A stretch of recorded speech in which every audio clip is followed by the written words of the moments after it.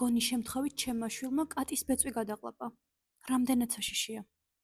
კითხვა, რომელიც ძალიან ხშირად გვესმის და პასუხი, რომელიც ვფიქრობ ასე თუ ისე დაგაწყდარებთ. პირველ რიგში უნდა აღინიშნოს, რომ მეცნიერები ამტკიცებენ, თუ ადამიანს არ აქვს რაიმე ტიპის ალერგია თმაზე და ბეწვზე, მისთვის არც კატის, არც ძაღლის, არც კურდღლის და არც სხვა დანარჩენი ცხოველის ბეწვი სახიფათო და საშიში არ არის. ცხოველის ბეწვი, ისევე როგორც ადამიანის თმა, 90-91% კერატინისგან შედგება. კერატინი არის ცილოვანი ნივთიერება, რაც იმას ნიშნავს, რომ ადამიანის კუჭის წვენი მას მარტივად გადაამუშავებს.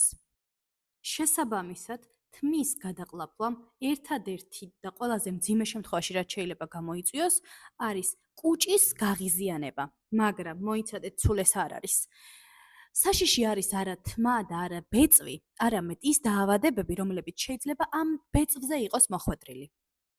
შესაბამისად, უმნიშვნელოვანესია თქვენს 4 მეგობარს მოუაროთ სათანადოდ. რა უნდა გავაკეთოთ იმისთვის, რომ თავიდან ავირიდოთ ნებისმიერი სახის გართულება. პირველი, ხშირად გაასინჯეთ თქვენი 4 მეგობარი ვეტერინარს.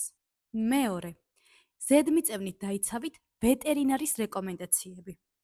მუდმივად გაასუფთავეთ თქვენი 4 მეგობრის ფეკალიებისგან დაბინძურებული ტერიტორია. ყოველი შეხების შემდეგ კარგად დაიბანეთ ხელები. და ბოლოს, დაიცავით ფეხსაცმლის სისუფთავე. თუ გაინტერესებს, რატომ სცვივა შენს 4 მეგობარს ბეწვი და როგორ უნდა მოიქცე, იხილე წინა ვიდეო.